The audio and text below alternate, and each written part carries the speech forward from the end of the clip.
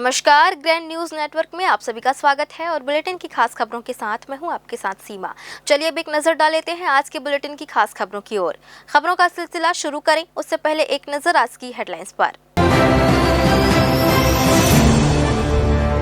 सीपत क्षेत्र के गांव में लोगों की जान ले रहा हाथी, फसल और संपत्ति भी कर रहा नुकसान। निकम्मा डीएफओ और अमला गहरी नींद में। लाल खदान रेल हादसे में मंडल रेल प्रबंधक निपटे, कई अधिकारियों के भी हुए ट्रांसफर। प्राथमिक जांच रिपोर्ट ने उड़ाई कई अधिकारियों की नींद। इलाज के लिए अस्पताल जाती बीमार महिला की गाड़ी से गिरने से हुई मौत।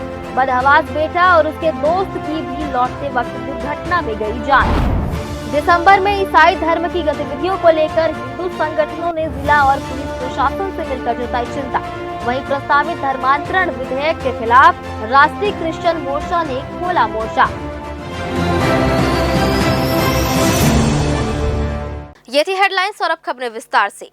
सीपत क्षेत्र में पिछले 10 दिनों से जंगली हाथी की लगातार मौजूदगी ने ग्रामीणों में डर और दहशत फैला दी है। हाथी लगातार नजदीक के गांवों के आसपास घूम रहा है और अब इसका खतरा और बढ़ गया है। ताजा घटना बिलासपुर के बैमा खपरा खोल से सामने आई है, जहां हाथी ने एक परिवार पर भयावह हमला किया, जिसमें एक महिला की मौत और कई लोग घायल हो गए हैं। उठे इसने मतलब वार करे है कुमारी बाई, जिसको उम्र 45 साल है, उसका ऑन द स्पॉट डेथ हो गया है।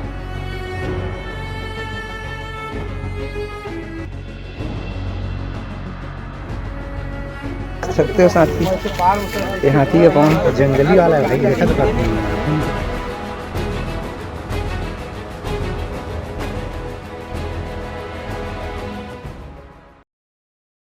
घर के कोठार में धान की रखवाली कर रही 45 वर्षीय कुमारी बाई यादव और उनके 2 बच्चे 17 वर्षीय बेटी और 13 वर्षीय बेटा रात में सो रहे थे।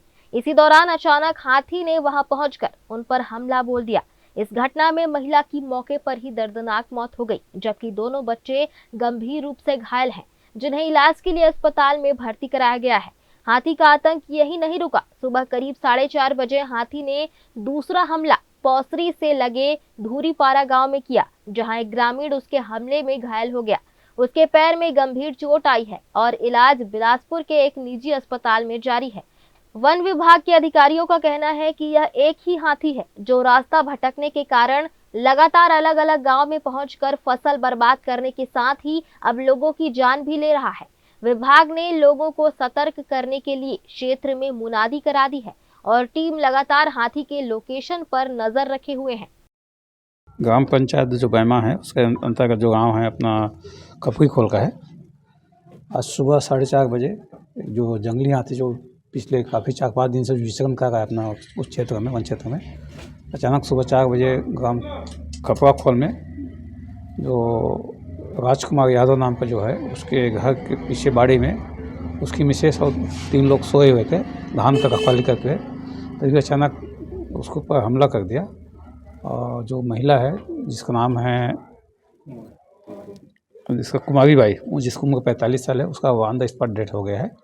साथ में एक बालक था 10 साल का, दुर्गा प्रसाद बोल के, उसका भी चोट लगा है उनको। और एक और बच्ची थी, उनको भी अभी पता चला कि चोट लगा है, उनका सैग में स्वेलिंग है बच्ची का। और एक दूसरा घटना जो है राहुल धुगी बोल का है, उसका प्रभा हॉस्पिटल में इलाज चल रहा है, उसका पैर में फ्रैक्चर हुआ है। इस प्रकार से 2 स्पॉट पे घटना घटी आज, जिसमें 3 लोग। मृतक महिला के परिजनों का कहना है कि परिवार को बिल्कुल अंदाजा नहीं था कि हाथी घर तक पहुंच जाएगा। उन्होंने प्रशासन से तुरंत आर्थिक सहायता की मांग की है। ग्राम पंचायत बहमा मोहल्ला खपरा खोल, मतलब रात के सुबह प्रातःकाल में 4:30 बजे घटना हुई, यानी और सोयरिन कोठार में, मतलब आंगन कोठार में भाभी अवे भतीजा है, भतीजी है, साथ में 3 जन सोए रही से। ओहर बाद आई लकड़ी खूंटा गड़े रही से, वो खूंटा टोरीस, आवाज आईस है ना, तो गाय वाय ऐसे करके उठीस, देखीस तो हाँ मतलब संभाल नहीं पाई, उठ के जैसे मतलब उठे उसने मतलब वार करे है वह सीधा कमल पकड़ी से, पकड़ के पटक दी और पैर में दबाई से। गांव के लोग सवाल उठा रहे हैं कि शहर से कुछ ही किलोमीटर दूर क्षेत्र में हाथी का बार बार पहुंचना वन विभाग और प्रशासन की तैयारी पर गंभीर प्रश्न खड़े कर रहा है। अब देखने वाली बात यह होगी कि प्रशासन आगे ग्रामीणों की सुरक्षा के लिए क्या कदम उठाता है। ग्रैंड न्यूज के लिए कैमरामैन गोलू कश्यप के साथ भारतेंदु कौशिक की रिपोर्ट। चुनाव आयोग ने एक बार फिर एसआईआर की समय सीमा बढ़ा दी है। यह राहत उन 6 राज्यों और केंद्र शासित प्रदेशों को दी गई है जहां अब तक अपेक्षित संख्या में दावे और आपत्तियां प्राप्त नहीं हो पाई थी। इन्हीं में छत्तीसगढ़ भी शामिल है। बता दें कि यह दूसरी बार है जब आयोग ने समय बढ़ाया है। पहले अंतिम तारीख 11 दिसंबर तय थी, जिसे अब बढ़ाकर 18 दिसंबर कर दिया गया है। समय सीमा बढ़ने से उन जिलों को राहत मिलेगी जहां अब भी दावे आपत्तियों की प्रक्रिया पूरी नहीं हो सकी है। बिलासपुर जिले में तैयारियां लगभग पूरी होने की जानकारी सामने आई है। कलेक्टर संजय अग्रवाल ने बताया कि जिले में ज्यादातर काम संपन्न हो चुके हैं और वर्तमान में अंतिम चरण का वेरिफिकेशन चल रहा है। उन्होंने बताया कि शहरी क्षेत्रों में भी कार्य लगभग पूरा हो चुका है, लेकिन कई फॉर्म कलेक्टेबल श्रेणी में आए हैं। इस पर विशेष ध्यान देते हुए सभी बीएलओ को बुलाकर इन फॉर्म्स की दोबारा जांच करने के निर्देश जारी किए गए हैं ताकि कोई भी जानकारी अधूरी या गलत न रह जाए। कलेक्टर ने कहा कि पूरी प्रक्रिया को पारदर्शी और त्रुटि रहित बनाने के लिए प्रशासन पूरी सतर्कता के साथ काम कर रहा है। साथ ही उन्होंने नागरिकों से अपील की है कि जिनका नाम मतदाता सूची में शामिल नहीं है या जिनके दस्तावेज अधूरे हैं वे समय रहते अपना फॉर्म जमा कर दें। एसआईआर में जैसे हम जान रहे हैं कि अभी इलेक्शन कमीशन ने डेट बढ़ाया है और 18 तारीख तक अब ये काम कंप्लीट किया जाना है। इसमें ज़िले में अधिकांश काम इसमें हो गया है, लेकिन अब चूँकि डेट बढ़ी है तो इसमें हम लोग और थोड़ा सा वेरीफाई कर रहे हैं कि कहीं कोई मिस्टेक तो नहीं हो गया है। पॉलिटिकल पार्टी से भी हम लोग बात कर रहे हैं कि उनके नॉलेज में और भी अगर कहीं कुछ हो तो हमें बताएं ताकि उसको हम लोग करेक्ट कर सकें। शहरी क्षेत्र में भी काम हमारा हो गया, लेकिन शहरी क्षेत्र में चूँकि शहरी क्षेत्र काफ़ी बड़ा है यहाँ पे, तो इसमें काफ़ी फॉर्म अनकलेक्टेबल के रूप में आए हैं। तो इसको फिर से हम लोग बीएलओस को बुला करके फिर से हम लोग वेरीफाई करने के लिए उनको निर्देश दे रहे हैं। दुनिया में आर्टिफिशियल इंटेलिजेंस की रफ्तार इतनी तेज है कि आने वाले कुछ वर्षों में यह पूरी मानव जीवन शैली को बदलने की क्षमता रखता है। रोजमर्रा के छोटे मोटे कामों से लेकर उद्योगों और बड़े फैसलों तक हर जगह एआई का इस्तेमाल बढ़ रहा है। लेकिन इसके साथ ही चर्चा इस बात की भी हो रही है कि क्या एआई का उपयोग सही दिशा में हो रहा है या हम अनजाने में एक ऐसी तकनीक को बढ़ावा दे रहे हैं जो कल हमारे लिए चुनौती बन सकती है। आइए देखते हैं एआई कितना फायदेमंद, कितना नुकसानदेह और समाज के लिए इसका भविष्य क्या संकेत देता है। एआई का सही उपयोग वास्तव में मानव सभ्यता को नई ऊंचाइयों तक ले जा सकता है। स्वास्थ्य क्षेत्र में डॉक्टरों को बेहतर निर्णय लेने, कैंसर जैसी गंभीर बीमारियों का शुरुआती चरण में पता लगाने और सर्जरी में रोबोट के उपयोग से मरीजों का उपचार तेज व सुरक्षित हो गया है। शिक्षा क्षेत्र में एआई बच्चों के सीखने की क्षमता का विश्लेषण कर उनकी जरूरत के अनुसार पढ़ाई उपलब्ध कराता है, जिससे ग्रामीण और शहरी शिक्षा के बीच की खाई भी धीरे धीरे कम हो रही है। उद्योगों में मशीनें उत्पादन क्षमता को कई गुना बढ़ा रही हैं। स्मार्ट सिस्टम खेतों में फसलों की निगरानी कर किसानों को समय पर सलाह दे रहे हैं और आपदा प्रबंधन में एआई बड़े हादसों की पहले ही चेतावनी देकर जान माल की रक्षा कर रहा है। यानी एआई का सकारात्मक उपयोग समाज, अर्थव्यवस्था और जीवन स्तर को अभूतपूर्व गति से आगे बढ़ा रहा है। उपयोगी तो है। कोई भी टेक्नोलॉजी जो है कुछ दिन पहले अपन बोलते थे कि कैलकुलेटर में बच्चे सीख नहीं पाएंगे, कि कंप्यूटर में कुछ होगा तो सीख नहीं पाएंगे।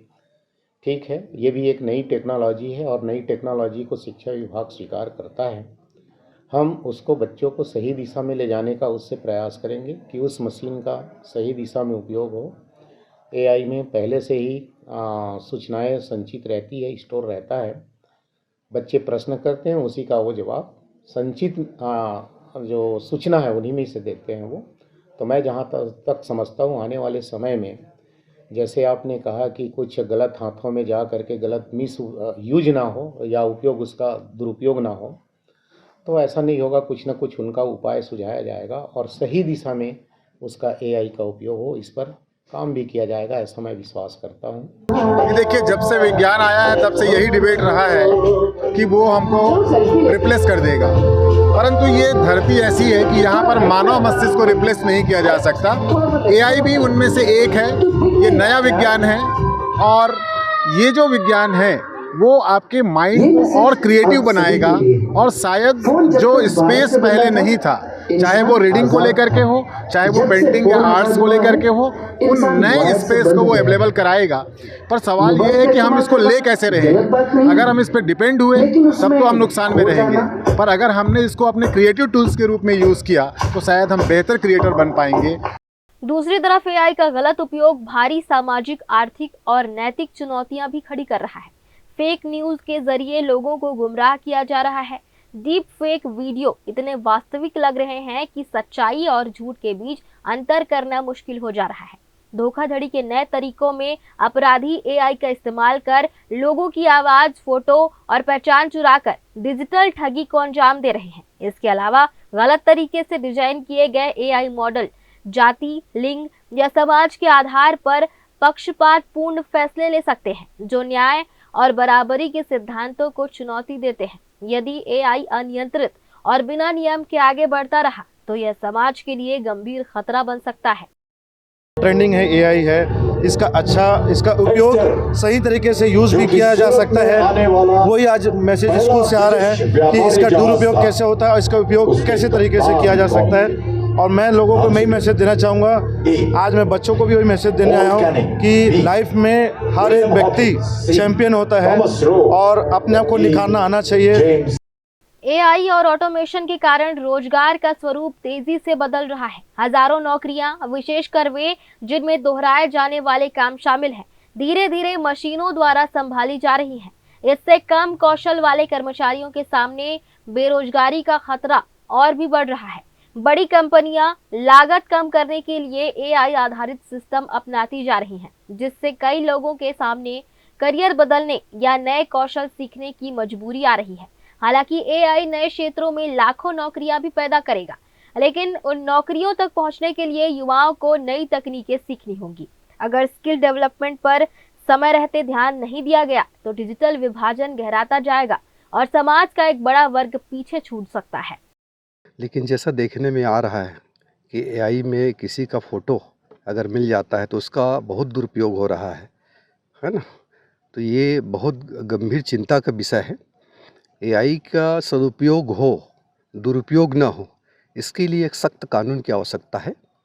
और मैं चाहता हूँ कि छत्तीसगढ़ सरकार से, भारत सरकार से, कि एआई के संबंध में एक ऐसा सख्त नियम बनाए जिसका सदुपयोग हो, एआई का सदुपयोग हो, चाहे विद्यार्थी के लिए हो, चाहे पढ़े लिखे पीएचडी करने वाले या साइंटिस्ट के लिए हो, लेकिन उसका सदुपयोग हो, दुरुपयोग ना हो। नहीं, देखो, एआई का उस सदुपयोग के ऊपर डिपेंड करता है कि वो ऐसे तो वर्किंग के लिए बहुत अच्छा है और फास्ट भी है, लेकिन एक उसका दुष्परिणाम भी बच्चों में ये हो रहा है कि एआई से जो बुद्धि का विकास होना चाहिए, वो विकास की प्रगति थोड़ा कम होती जा रही है, क्योंकि लोग अपना दिमाग का उपयोग कर ही नहीं रहे हैं और वो एआई के थ्रू टूल किट का उपयोग किए जा रहे हैं।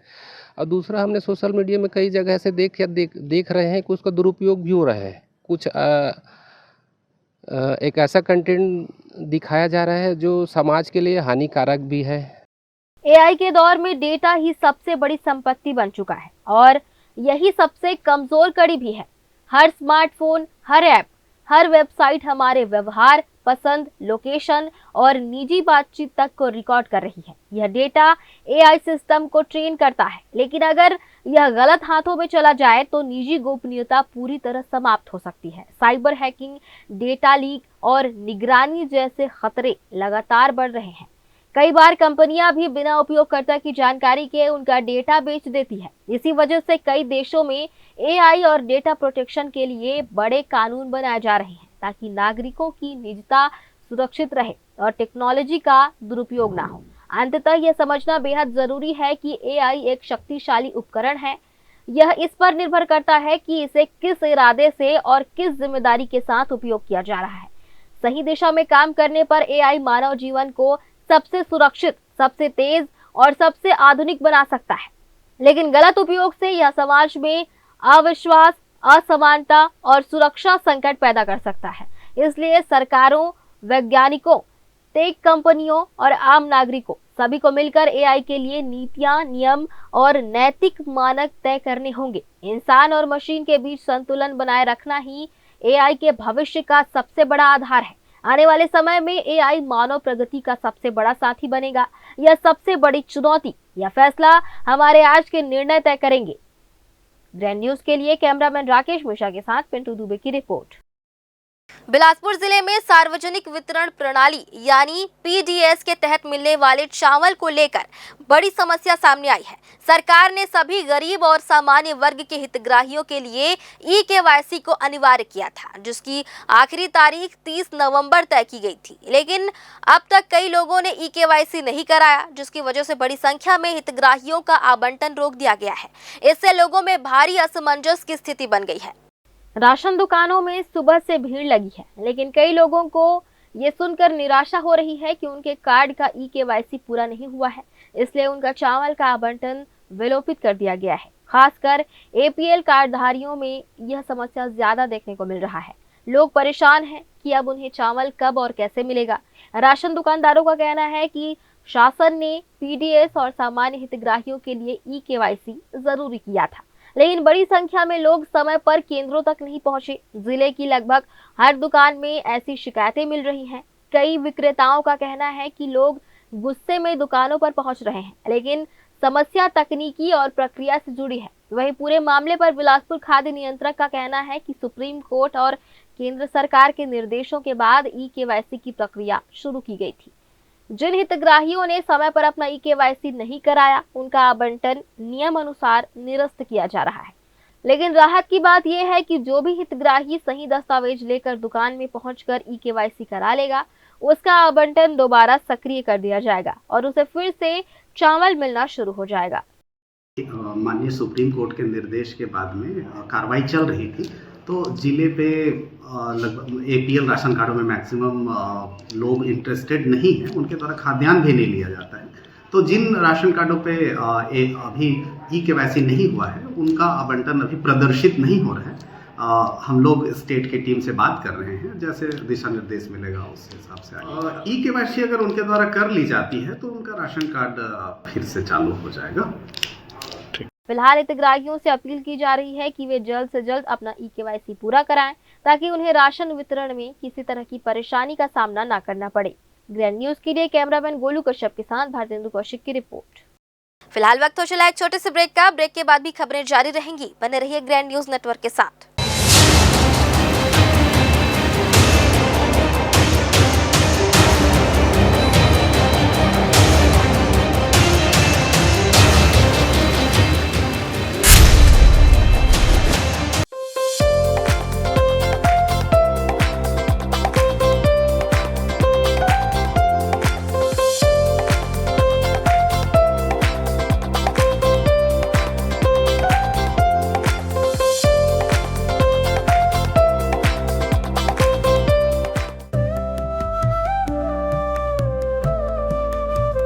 नदियां ना पीवे कभी अपना जल, वृक्ष ना खाए कभी अपने फल। अपने तन का और मन का और धन का दूजे को दे दे जो दान है, वो सच्चा इंसान अरे इस धरती का भगवान है। ब्रेक के बाद आप सभी का स्वागत है।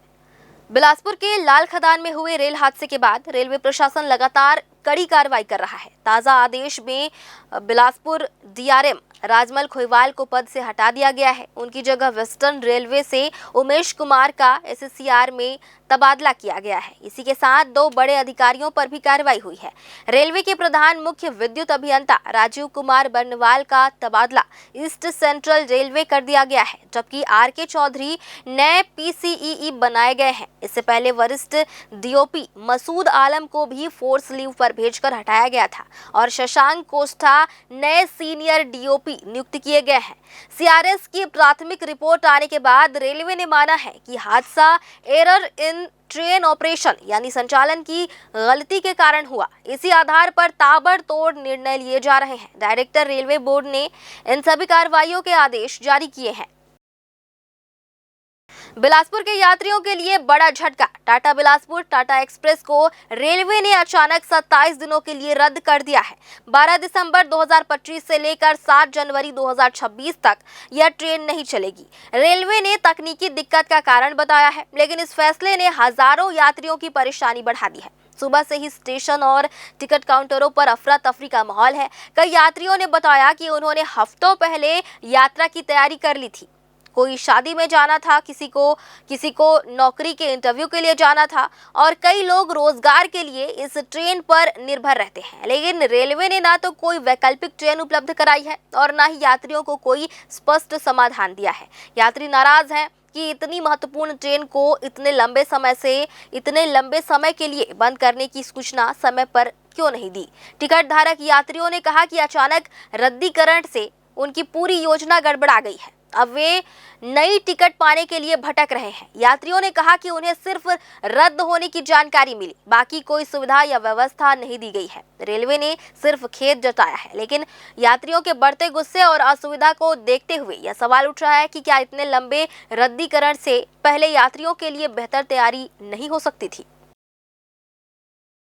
दक्षिण पूर्व मध्य रेलवे ने अपनी फ्रंट लाइन स्टाफ की कार्यक्षमता और यात्रियों को दी जाने वाली सेवा में सुधार के लिए एक बड़ा कदम उठाया है। टिकट चेकिंग स्टाफ के लिए ग्राहक सेवा और सॉफ्ट स्किल्स पर आधारित 5 दिवसीय विशेष प्रशिक्षण कार्यक्रम 20 से 24 दिसंबर तक IIM रायपुर में आयोजित किया जा रहा है। देश के इस प्रतिष्ठित प्रबंधन संस्थान में प्रशिक्षण मिलना रेलवे कर्मचारियों के लिए बेहद सम्मान की बात है। महाप्रबंधक तरुण प्रकाश के मार्गदर्शन में शुरू हो रहे इस कार्यक्रम में बिलासपुर, रायपुर और नागपुर मंडलों के कुल 45 टिकट चेकिंग कर्मचारी शामिल होंगे। यात्रा के दौरान सीधे जनता से जुड़े इन कर्मचारियों को आधुनिक व्यवहार, संवाद कौशल और बेहतर सेवा प्रदायगी पर विशेषज्ञ प्रशिक्षण दिया जाएगा। दक्षिण पूर्व मध्य रेलवे और IIM रायपुर का यह सहयोग सेवा गुणवत्ता बढ़ाने की दिशा में एक महत्वपूर्ण पहल माना जा रहा है। टिकट चेकिंग स्टाफ ने भी इसे अपने करियर का मूल्यवान अवसर बताया है। प्रधान मुख्य वाणिज्य प्रबंधक प्रवीण पांडे ने भरोसा जताया है कि इस प्रशिक्षण से न सिर्फ कर्मचारियों का आत्मविश्वास बढ़ेगा, बल्कि यात्रियों के अनुभव और भारतीय रेल की छवि को भी नई ऊंचाई मिलेगी। साउथ ईस्ट सेंट्रल रेलवे के लिए यात्री संतुष्टि एक बहुत ही महत्वपूर्ण विषय रहा है और इस विषय में जो हमारे फ्रंट लाइन स्टाफ हैं, हमारे जो टीटीज हैं, उनके बारे में उनका व्यवहार कैसा रहा है, उनके क्या क्या कार्य, उनके अंदर कौन कौन सी स्किल्स डेवलप हो, उनका स्ट्रेस कैसे मैनेज किया जाए, उस बारे में हम लोग लगातार प्रयास कर रहे हैं। ऐसा एक पहला प्रयास हम लोगों ने 14 अक्टूबर को किया था, जब हम लोगों ने स्ट्रेस मैनेजमेंट के ऊपर एक वर्कशॉप का आयोजन किया था और जिसका रिस्पांस बहुत अच्छा था। और अब मुझे बताते हुए हर्ष हो रहा है कि इस प्रयास के दूसरी कड़ी के रूप में हम लोग अपने टीटीज को IIM रायपुर भेजेंगे, जहां पर वो कम्युनिकेशन और सॉफ्ट स्किल की ट्रेनिंग लेंगे। यह एक पूर्णतया रेजिडेंशियल कोर्स रहेगा, 5 दिन का रहेगा और तीनों डिवीजन्स के जो फ्रंट लाइन टीटीज हैं, जो सीनियर टीटी हैं, उनको IIM रायपुर में रहकर ये ट्रेनिंग दी जाएगी। बिलासपुर के कोटा रेंज के सल्फा क्षेत्र में एक फॉरेस्ट गार्ड पर लाल बत्ती लगी निजी बोलेरो का इस्तेमाल कर अवैध वसूली करने का गंभीर आरोप लगाया गया है। किसान श्याम बंजारे की शिकायत पर वन विभाग ने मामले की जांच शुरू कर दी है। आरोप है कि फॉरेस्ट गार्ड मिसाल खान पिछले कई दिनों से लाल बत्ती का दुरुपयोग कर लोगों को डरा धमकाकर वसूली कर रहा है। 2 दिन पहले वह सलका बीट के नाका चौक स्थित धर्म कांटे पर पहुंचा, जहां किसान श्याम बंजारे बबूल की लकड़ी लेकर आया था। गार्ड ने कार्रवाई का डर दिखाकर किसान से पैसों की मांग की और ट्रैक्टर को फॉरेस्ट कार्यालय ले जाकर उसे घंटों तक रोके रखा। किसान का आरोप है कि उनसे कोरे कागज पर पंचनामा के नाम पर अंगूठे लगवाए गए और बाद में 5,000 रुपए लेकर ट्रैक्टर और मोबाइल लौटाया गया। शिकायत के बाद कोटा के SDO और रेंजर ने फॉरेस्ट गार्ड के खिलाफ जांच शुरू कर दी है। विभाग का कहना है कि जांच के आधार पर आगे की कार्रवाई की जाएगी। एक बार फिर से रुकेंगे एक ब्रेक के लिए। ब्रेक के बाद भी खबरें जारी रहेंगी। बने रहिए ग्रैंड न्यूज नेटवर्क के साथ।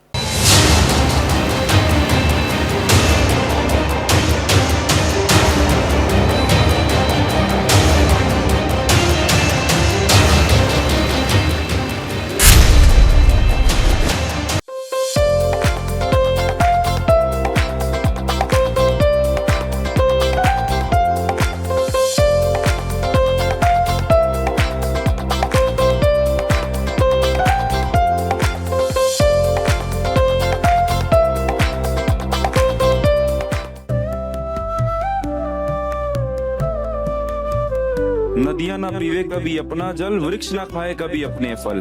अपने तन का और मन का और धन का दूजे को दे दे जो दान है, वो सच्चा इंसान अरे इस धरती का भगवान है।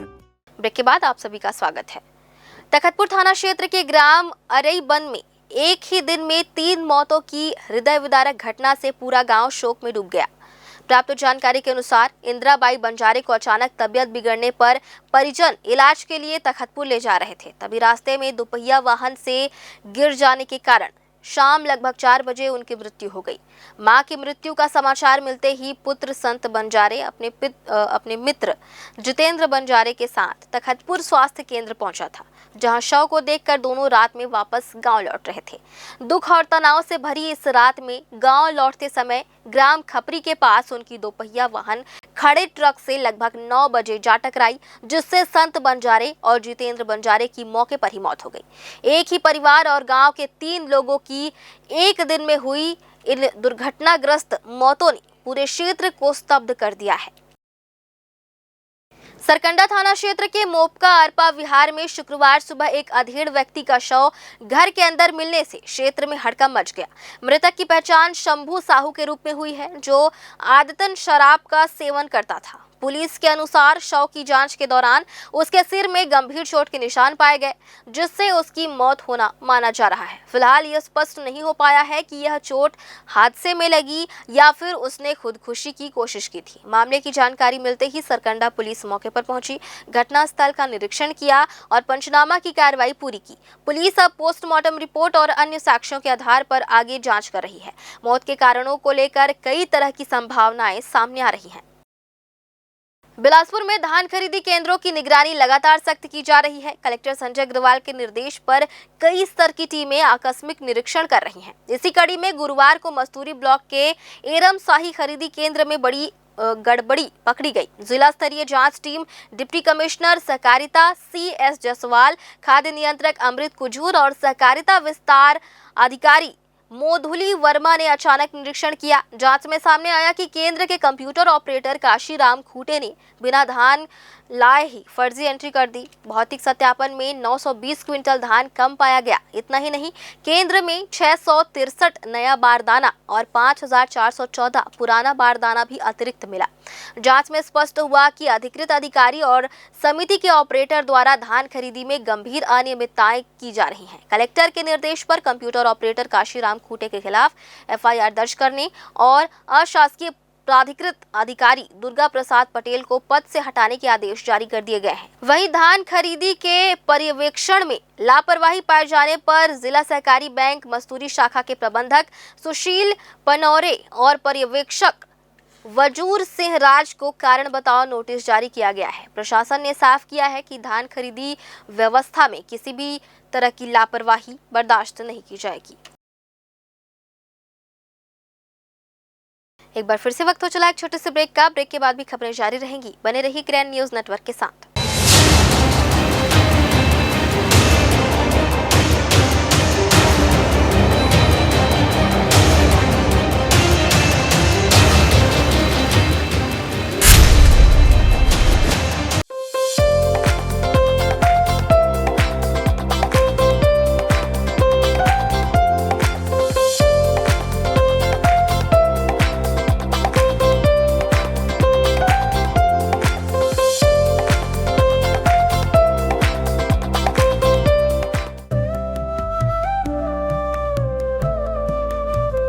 नदियां ना पीवे कभी अपना जल, वृक्ष ना खाए कभी अपने फल। अपने तन का और मन का और धन का दूजे को दे दे जो दान है, वो सच्चा इंसान अरे इस धरती का भगवान है। ब्रेक के बाद आप सभी का स्वागत है। सर्व हिंदू समाज के प्रतिनिधि शुक्रवार को बिलासपुर कलेक्ट्रेट और वरिष्ठ पुलिस अधीक्षक कार्यालय पहुंचे और ईसाई समुदाय द्वारा दिसंबर माह में होने वाले धार्मिक और सामाजिक आयोजनों के संदर्भ में एक विस्तृत ज्ञापन सौंपा। हिंदू संगठनों ने आरोप लगाया कि धार्मिक कार्यक्रमों की आड़ में कथित रूप से धर्मांतरण गतिविधियों को बढ़ावा दिया जाता है, जिसके खिलाफ उन्होंने कड़ा विरोध जताया। ज्ञापन में कहा गया कि देश भर में अवैध धर्मांतरण के विरुद्ध अनेक FIR दर्ज हो चुकी है और बिलासपुर में भी यदि ऐसी कोई गतिविधि सामने आती है तो हिंदू समाज इसका पुरजोर विरोध करेगा। संगठन प्रतिनिधियों ने यह भी कहा कि उन्हें किसी भी समुदाय के धार्मिक आयोजनों से आपत्ति नहीं है, लेकिन इन कार्यक्रमों में किसी भी हिंदू को लालच, भगावे या किसी भी प्रकार से शामिल कर धर्मांतरण का प्रयास नहीं होना चाहिए। उन्होंने कलेक्टर और एसएसपी से मांग की कि लॉ एंड ऑर्डर की स्थिति बनाए रखते हुए ऐसी गतिविधियों पर कड़ी निगरानी रखी जाए। भारी संख्या में हिंदू संगठन के लोग यहाँ पर एसपी ऑफिस पहुंचे हुए, क्या इनकी मांगे हैं जानते हैं इन्हीं से। क्या कुछ मांगों को लेकर अभी आप यहाँ पे आए हुए हैं? ये जो घरों घर में जो प्रार्थना सभा के आड़ में मतांतरण कर रहे हैं, भोले भाले हिंदुओं को बहला करके उनका धर्म परिवर्तन करा रहे, उसकी विरोध में हम लोग आए हुए हैं। जिन घरों में भी प्रार्थना सभा लगता है उन घरों को सील किया जाए और जितने भी अवैध चर्च बने हुए हैं छत्तीसगढ़ में, बिलासपुर में, उन सभी पे बुलडोजर कार्रवाई की मांग को लेकर के हम आज आए हुए हैं। ईसाई समुदाय का दिसंबर का माह बहुत मायने रखता है उनके लिए, उनके प्रभु के जो त्यौहार होते हैं वो होते हैं। अभी लगातार वो अपने पूजा पाठ या जो भी वंदना प्रार्थना जो करते हैं वो करते रहेंगे, तो क्या इस दौरान भी आप लोग इस टाइप की हरकत करेंगे क्या उनके साथ? ये इस टाइप की हरकत नहीं भैया, अपने धर्म को बचाना कौन सा अपराध है? कोई हमारे हिंदू भाई को प्रार्थना सभा में लेके जा रहा है, प्रार्थना करना है तो ईसाइयों के साथ करे ना, हिंदुओं की जरूरत क्या पड़ती है? अरे हिंदू पैदा होते हैं, आपको अगर ईसाई ही बनाना है तो ईसाई पैदा कर लो ना। हिंदुओं को ले जा करके ईसाई प्रार्थना करवाने का, ईसाई बनाने का क्या आवश्यकता है? जब आप बोलते हो कि आप अवैध काम नहीं कर रहे हो तो आपको डरने की क्या आवश्यकता है? आप अपराध नहीं कर रहे हो कि आप किसी हिंदू को अपने प्रार्थना सभा में ले जा करके ये बताओगे कि आपके देवी देवता जो है वो पूजने योग्य नहीं है। ये सुन के भी अगर हम अपने घरों में बैठे रहे तो धिक्कार है हमको। मतलब फिर से आप गुंडागर्दी शुरू कर रहे हैं यहाँ उतर के? आप अपने धर्म की रक्षा करना गुंडागर्दी है क्या? और आपको लगता है, अगर लोगों को लगता है अपने धर्म की रक्षा करना गुंडागर्दी है, तो मैं छाती ठोक के कहता हूँ कि मैं तो अपने जैसे लोगों को भी गुंडा बना दूं। फिर भाई धर्म की रक्षा करना कोई अपराध नहीं है। अपने हिंदू भाइयों को धर्मांतरित होते देखना अपराध है, लेकिन उसका विरोध करना कोई अपराध नहीं। कैसे आप लोग जानते हैं कि धर्मांतरण हो रहा है या नहीं हो रहा है? आप लोग कैसे डिसाइड कर लेते हैं? भाई जगह जगह हो रहा है, दिख रहा है, खबर हमारे पास आ रहा है, नहीं आता तो नहीं बोलते। जब आ रहा है जाना पड़ेगा ना। धर्म की रक्षा करना हमारा मेन उद्देश्य है। हमारा धर्म बच जाए, हम हिंदू हैं, हिंदू ही रहेंगे। हम सभी को वही बोलेंगे भाई सभी हिंदू रहें, अपना धर्म बदले नहीं। आप अभी आप लोग यहाँ पे आए हैं, आपकी मांगे हैं, क्या मांग है वो बता दो थोड़ा। जो भी सरकार कानून बनाई उसको कड़े रूप में ही अपनाने के लिए हम लोग बोलने आए हैं। कलेक्टर जी को और एसपी जी को, जो जगह जगह धर्मांतरण करवा रहे हैं, बहला के फुसला के। क्या कुछ वजह होती है जो हिंदू धर्मांतरित हो जा रहे हैं? लालच देते हैं। देखिए, ये शिक्षा का, चिकित्सा का, ये चमत्कार का लालच देते हैं और बहुत सारे हिंदुओं की मनोदशा का फायदा उठाते। आप जब जाएंगे ना चर्चों में, जब जाएंगे प्रार्थना सभाओं में जाएंगे तो ऐसे ऐसे भोले भाले लोग बैठे रहते जिनको कुछ नहीं पता। वो प्रार्थना के नाम से ये लेके जाते हैं, लेकिन वहाँ जाने के बाद इनको पता चलता है ये तो यीशु मसीह की प्रार्थना करवा रहे हैं। ये लेके जाते हिंदुओं के नाम से, लेकिन वहाँ प्रार्थना करवाते यीशु मसीह की। तो भैया आप हिंदुओं को प्रार्थना सभा में ले जाओगे, हिंदुओं का मतांतरित करोगे, मत परिवर्तन करोगे, उनको बरगलाओगे, उनको उनके धर्म के विमुख अगर लेके जाओगे तो हिंदू समाज चुप बैठने वाला नहीं है। 200 साल गुलाम इन लोगों ने हमको बना के रखा था, अब फिर से इस देश को गुलाम होने नहीं देंगे। जब कोई देश विरोधी लोग, जब ईसाई मिशनरी जैसे ये गिरोह के लोग अगर इस देश को, हिंदुओं को बरगला करके देश को फिर से गुलाम बनाने की तैयारी करेंगे तो हमारे जैसे युवा उठ करके इनका मुंह तोड़ जवाब देंगे। ये लालच वाली बात आ रही, लालच देके प्रलोभन देके किया जा रहा है धर्मांतरण, कहाँ से फंडिंग होती है इनको? देखो, फंडिंग की मैं आज एक बहुत बड़ा खुलासा करना चाहता हूँ, जिससे सुन करके देश भी हैरान हो जाएगा। हिंदू अपने लिए कमाता खाता, अपने लिए 7 जन्म की एफडी कराता आया है। भोपाल का पार्षद मुसलमान वो 7-7, 5-5, 6-6 लाख रुपए लव जिहाद के लिए देता था। वो खुद कमाता है तो समाज के लिए जीता है, समाज के लिए मरता है। अब रही बात ईसाइयों के पास फंडिंग कहाँ से आती है? हमारे पास आरोप लगाए जाते हैं कि विदेशी फंडिंग के सबूत नहीं हैं। तो ईसाई समुदाय के जो अधिकारी है, जितनी भी लॉबी है देश में, वो अगर हिंदू से 25,000 रुपये घूस लेता है तो वो समाज को देता है, वो अपने घर नहीं ले जाता। और हिंदू अभी क्या मांग कर रहे हैं? अभी हमारी मांग है कि धर्मांतरण बंद कर दीजिए। मैं आपका लोकप्रिय चैनल के माध्यम से एक धर्मांतरण करने वाले हिंदुओं को भी एक बड़ा मैसेज देना चाहता हूँ सभी धर्मों के लोगों को, राजनीतिक नेतृत्व को, केंद्र को, राज्य सरकारों को यह मालूम पड़ चुका है कि देश में गृह युद्ध होना है। इसलिए ये जितने धर्मांतरित हो रहे हैं इनको ईसाई समुदाय कटने के लिए आगे करेगा और ईसाई लोग घर बैठे रहेंगे। इसलिए जो गृह युद्ध होगा उसमें तुम्हारी बलि के लिए तुमको लालच देकर के ईसाई बनाया जा रहा है। तुम कटने के लिए मैदान में मत आइए, हिंदू हिंदू को काटेगा और ये हंसेंगे। अपना नाम बताइए। पवन गोयल। इनका कहना है जो हिंदू संगठन के लोगों का कि धर्मांतरण को रोका जाए। आए दिन धर्मांतरण के मामले सामने आ रहे हैं और इन पर कठोर से कठोर कार्रवाई की जाए। कैमरामैन राहुल ठाकुर के साथ पिंटू दुबे, ग्रैंड न्यूज। बिलासपुर में राष्ट्रीय क्रिश्चियन मोर्चा के पदाधिकारियों और समुदायों ने जिला कलेक्टर को एक महत्वपूर्ण ज्ञापन सौंपा। मोर्चा ने राज्य सरकार द्वारा 14 से 17 दिसंबर तक होने वाले विधानसभा के शीतकालीन सत्र में प्रस्तावित कठोर धर्मांतरण विरोधी विधेयक पर कड़ी आपत्ति जताई है। उनका कहना है कि यह कानून न सिर्फ समुदाय के लिए चिंता का कारण है बल्कि इससे सामाजिक तनाव भी बढ़ सकता है। मोर्चा के प्रतिनिधियों का आरोप है कि छत्तीसगढ़ में पहले से लागू 1968 का मध्य प्रदेश धर्म स्वातंत्र अधिनियम वर्षों से ईसाई समुदाय के खिलाफ दुरुपयोग का साधन बना हुआ है। उन्होंने कहा कि झूठे आरोप लगाकर लोगों को परेशान किया जाता है, जिसके कारण कई निर्दोष गिरफ्तारी, लंबी कानूनी प्रक्रिया, सामाजिक बहिष्कार और हिंसा तक का सामना कर रहे हैं। प्रतिनिधियों का कहना है कि इस कानून के नाम पर अंतिम संस्कार तक में बाधा डालने के मामले सामने आए हैं।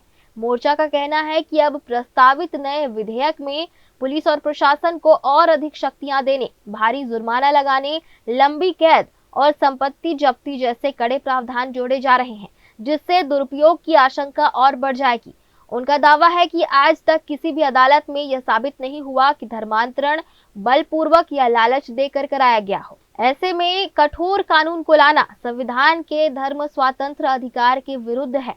पूरे छत्तीसगढ़ में धर्मांतरण के विरोध में जो अभी मानसून सत्र चलने वाला है, उसमें एक शीतकालीन में एक मसौदा पेश होने वाला है धर्मांतरण में कड़े कानून लाने के लिए। तो सीधी सीधी बात है, जो संविधान हमें अधिकार देता है उसे कोई रोक नहीं सकता। संविधान से बढ़कर तो कोई नहीं है इस देश में। संविधान से अगर हम विपरीत जाते हैं तो हमारे ऊपर जो कार्रवाई होना होगा, हम उससे पीछे नहीं हटते हैं। क्या कानून लोग अभी बहुत से कानून हैं कि 50 लाख का जुर्माना, 10 साल की सजा। कोई अगर धर्मांतरण अवैध करता तो मैं तो कहता हूँ अवैध धर्मांतरण होता नहीं है। अगर होता है तो बिल्कुल शौक से उनको जेल में डालो, कोई रोक नहीं है। हमने किसी संविधान के खिलाफ में काम नहीं किया है। मैं भी एक विश्वास करती हूँ, हमने किसी का धर्म नहीं बदला। मेरे आधार कार्ड में भी शर्मा लिखा है, वोटर आईडी कार्ड में भी शर्मा लिखा हुआ है। जीसस जीवन बदलता है और संविधान हमें अलाउड करता है सर कि हम किसी भी धर्म की आस्था में हम विश्वास कर सकते हैं और चाहे तो हम हर दिन धर्म बदल सकते हैं, लेकिन हमने धर्म नहीं बदला। आज भी मेरा नाम वही शर्मा है और मैं एक पंडित घर से हूँ मैं, और मैं बताना चाहूँगी जीसस किसी को ये नहीं कहते कि मेरे पास आओ और धर्म चेंज करो। उसने मनुष्य को बनाया, बस मनुष्य ने ये सारे बातों को बनाया कि यीशु मसीह धर्म बदलता है, जबकि ऐसा नहीं है। जो दुखी हैं, जो पीड़ित है, वो उनके पास आते हैं, अपनी मन की शांति के लिए उन पे विश्वास करते हैं, बस यही बात है। और आर्टिकल हमको अलाउड करता है 25, 26, 28। प्रतिनिधियों ने कहा कि यदि सरकार ने उनकी चिंताओं पर ध्यान नहीं दिया तो वे जनहित याचिका दायर कर न्यायालय का दरवाजा खटखटाने को मजबूर होंगे। उनका कहना है कि वे लोकतांत्रिक मूल्यों और धार्मिक स्वतंत्रता की रक्षा के लिए शांतिपूर्ण तरीके से संघर्ष जारी रखेंगे। मोर्चा ने मांग की है कि प्रस्तावित विधेयक को तुरंत वापस लिया जाए और मौजूदा कानून की समीक्षा कर उसके दुरुपयोग पर रोक लगाई जाए, ताकि अल्पसंख्यक समुदाय सुरक्षित महसूस कर सके। ग्रैंड न्यूज के लिए कैमरामैन गोलू कश्यप के साथ भारतेंदु कौशिक की रिपोर्ट। गुरुवार को बिलासपुर में शिक्षा मंत्री गजेंद्र यादव की संभाग स्तरीय समीक्षा बैठक के दौरान अचानक एक बड़ा हादसा हो गया। बैठक में सभी जिला शिक्षा अधिकारी और ब्लॉक शिक्षा अधिकारी मौजूद थे। इसी दौरान मंत्री ने अटैचमेंट के मामलों पर कोटा के बीईओ NK मिश्रा से कड़ी पूछताछ की। आरोपों पर जवाब देते समय मंत्री की नाराजगी बढ़ी और उन्होंने उच्च अधिकारियों को बीईओ के निलंबन की बात कह दी। मंत्री की कड़े शब्दों वाली चेतावनी सुनते ही बीओएन के मिश्रा का बीपी अचानक बढ़ गया। तनाव इतना बढ़ा कि वे कुर्सी से नीचे गिर पड़े और बेहोश हो गए। बैठक में मौजूद अधिकारियों के बीच अफरा तफरी मच गई। तुरंत उन्हें उठाकर अस्पताल ले जाया गया, जहां डॉक्टरों ने उनका उपचार शुरू कर दिया। फिलहाल उनकी स्थिति स्थिर बताई जा रही है। घटना के बाद बैठक कुछ देर के लिए रोक दी गई। शिक्षा विभाग के अधिकारियों में इस घटनाक्रम को लेकर स्पष्ट रूप से तनाव देखा गया। फिलहाल आज के इस बुलेटिन में बस इतना ही। अगले बुलेटिन में फिर होगी आपसे मुलाकात। तब तक के लिए मुझे और मेरी पूरी टीम को दीजिए इजाजत। नमस्कार।